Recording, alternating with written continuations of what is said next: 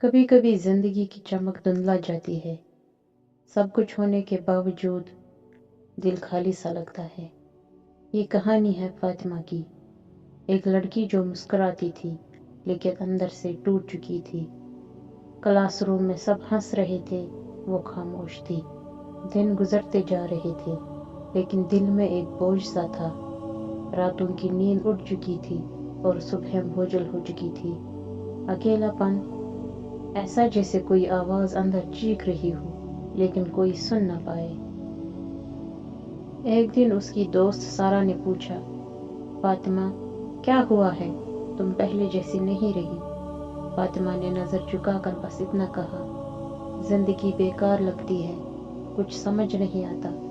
سارا نے ہاتھ تھاما اور کہا، رات کو سونے سے پہلے 5 منٹ، صرف 5 منٹ قرآن کا ترجمہ پڑھنا دل سے۔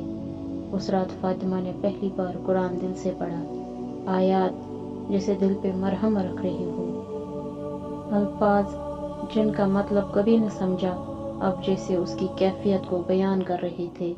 نماز جو پہلے صرف فرض تھی اب سکون بن گئی۔ ذکر جو کبھی صرف زبان کا عمل تھا اب دل کی گہرائیوں سے اتر رہا تھا۔ ہر تسبیح کے ساتھ جیسے دل کا بوجھ ہلکا ہوتا جا رہا تھا۔ فاطمہ نے صبح کی سیر شروع کی، نیچر کے ساتھ وقت گزارا، اسکرین سے دور اور خالق سے قریب۔ زندگی کے رنگ واپس آ رہے تھے اور دل میں وہ روشنی پیدا ہو رہی تھی جو بہت دنوں سے گم تھی۔ پھر ایک دن اس نے قرآن میں پڑھا، وَمَن يَتَّقِ اللَّهَ يَجْعَل لَّهُ مَخْرَجًا، جو اللہ سے ڈرتا ہے اللہ اس کے لیے نکلنے کا راستہ بنا دیتا ہے۔